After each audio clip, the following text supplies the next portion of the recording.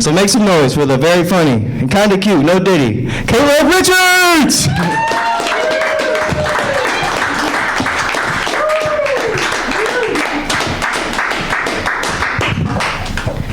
Thank you. I learned a valuable lesson this week that I want to share with everyone. As a nurse, yeah, I'm a nurse. I look young, but whatever. Apparently, I can't talk to my patients like how I talk in the comedy club. Patient didn't want to take the medication, and I was just wanting to look them dead in the eye and be like, just put it in your mouth, please. Just swallow it. It's not that big. You're not going to choke, honey. I need to watch you swallow it. Yes, yes, all the way. Yes, yeah. Now, apparently, that's not allowed. But to be honest, when I first started my career, like, I did not talk to patients. I was just like, yes, sir, I will figure it out. It's no problem.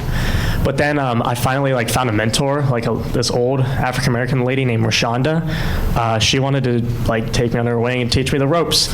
And I learned how Rashonda handles situations. And if you give Rashonda attitude, she's just kind of like, oh, no, you didn't. Okay, you're going to rethink that, and you're going to come back to me and give me a new response, okay?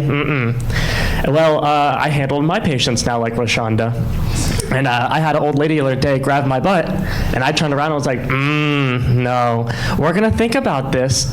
And if you really love your hand, next time you're not going to do that because you're going to lose that hand, okay, honey? Yeah, I don't have time for this. Nah, it's a real problem. And it probably doesn't help that I was told that I physically act like Rashonda. Apparently walking around the unit like this is a problem. Yeah, Rashonda has a dump truck.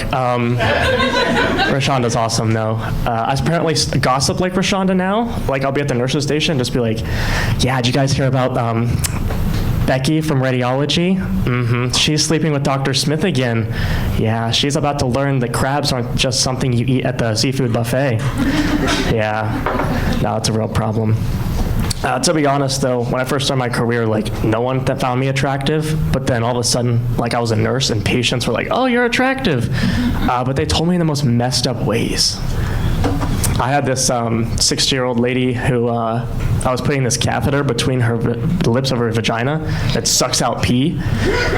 Yeah, she didn't like how it was put in. It wasn't how she liked it. She's like, I like it when it's sucking on my lips, and it's not sucking on my lips, so I'm gonna need that changed. And I was like, no, it's fine. I'm not getting in trouble for moving it. And she's like, fine, honey, but you're pretty cute. Would you suck on my lips for me? No. I want my job, and I want to keep my job. So I'm just going to turn up the suction and let the machine do the work, and you get what you want, and I keep my job. That's why we have toys and machines, ma'am. But I had a guy one time pushes his call light, and I come in the room, and he's like, nurse, I am so tired and weak right now, but I have to pee so bad.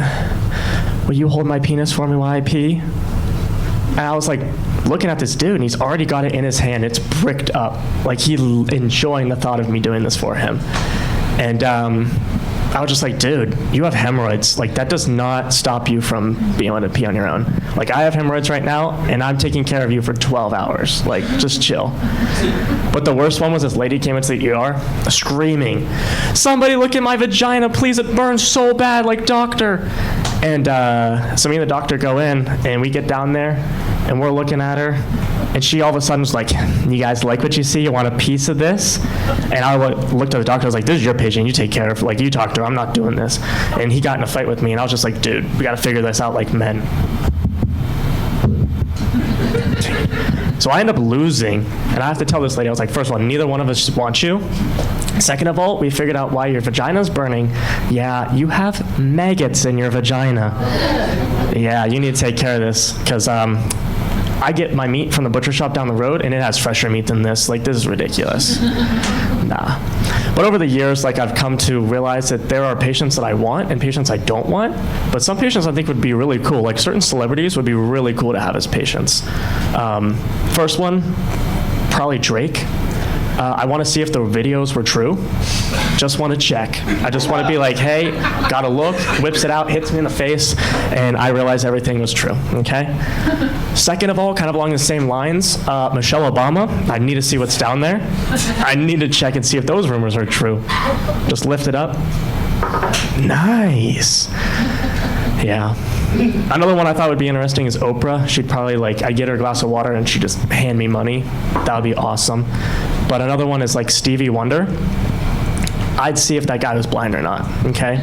I'd be like, hey, we're gonna take your blood pressure, and just in the middle of it, just be.